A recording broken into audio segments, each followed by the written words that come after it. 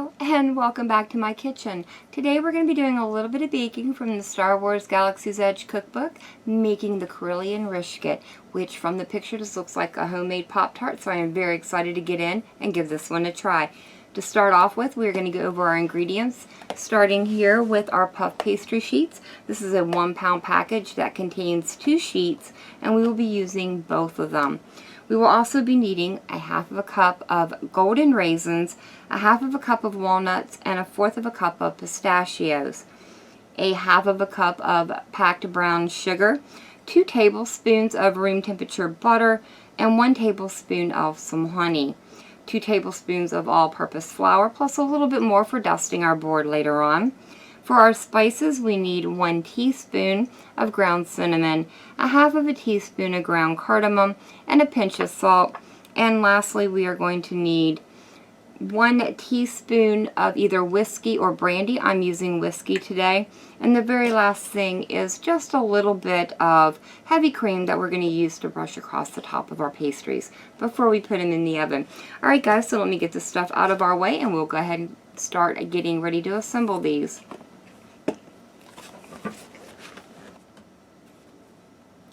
Alright guys, I've gone ahead and rolled out our first sheet of puff pastry, and you just want to do this lightly on a lightly floured surface just to help bring that seam together just from where it was folded in the box. And what I'm going to do is I'm going to trim off a little bit of that edge there to help even this out a little bit. And then I want to eyeball it to where I have, I think, 3 equal size strips to start with.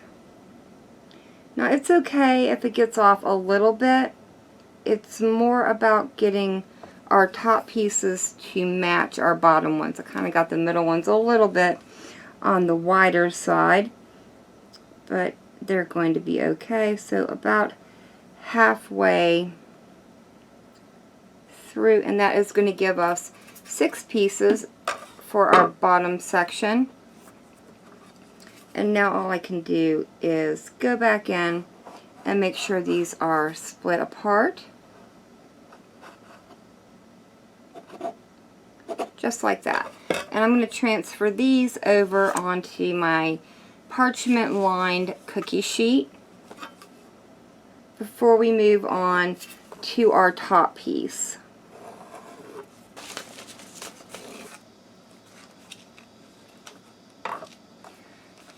So with this piece, I'm going to do the exact same thing. I'm going to lightly flour my board and just bring in my puff pastry sheet, remove the paper from it, and then I'm going to lightly roll this out to hopefully get about the same size pieces as we had from the other sheet.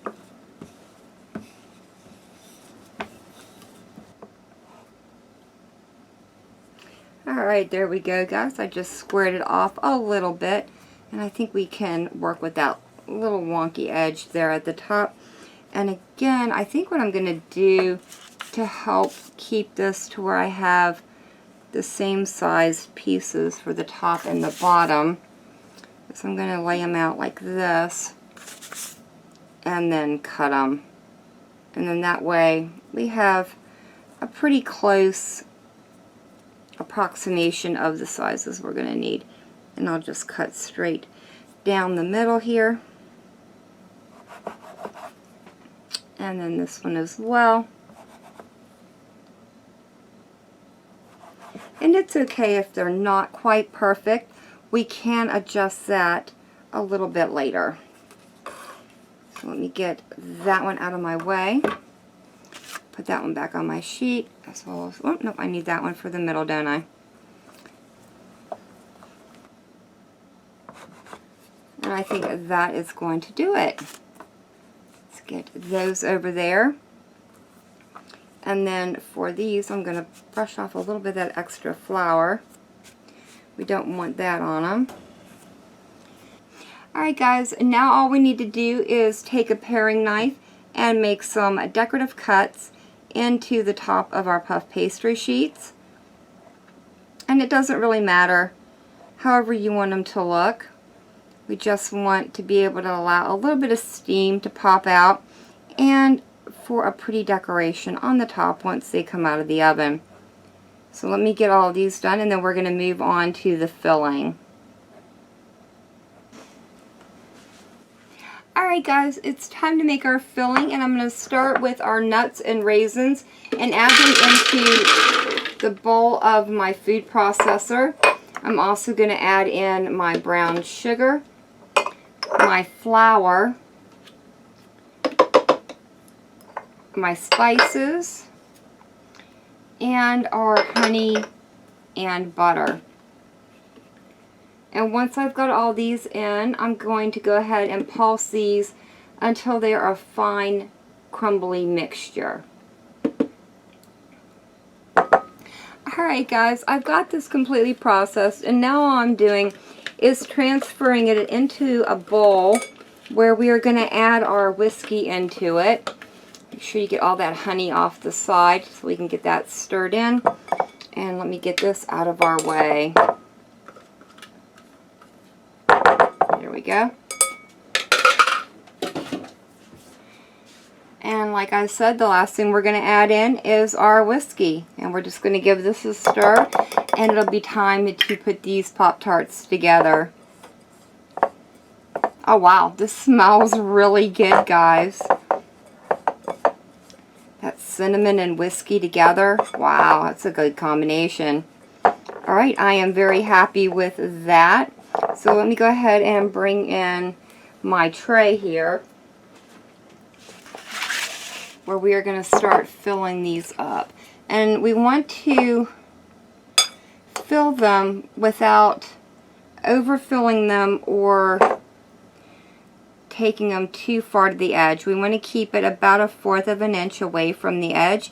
That way when we put our top pieces on, we'll be able to seal the edges so this stuff doesn't leak out when we're baking it. Alright guys, so while I continue to divide out the filling between all of these, I would like to remind you of the Gamers and Geeks playlist that ThickaThanASnicka and I have going on our channels. Again, it is a community-driven playlist made up of you, our friends and YouTube family. If you would like to be a part of it, all you have to do is go out and make a cooking video, and then once you've done that, post it to your channel, and then let either JPIC or I know down in the comment section of either our latest cooking videos, or if you're a part of our Discord servers, you can let us know over there as well. Guys, the only thing that we do ask is that somewhere in the video you do mention the Gamers and Geeks playlist, as well as leave a link down in your description to it. And that's just so we can continue to support all the fine people that have already contributed to the list. Alright guys, I'm going to go ahead and continue to divide this up between all of these, and I will bring you back when it's time to put the tops on.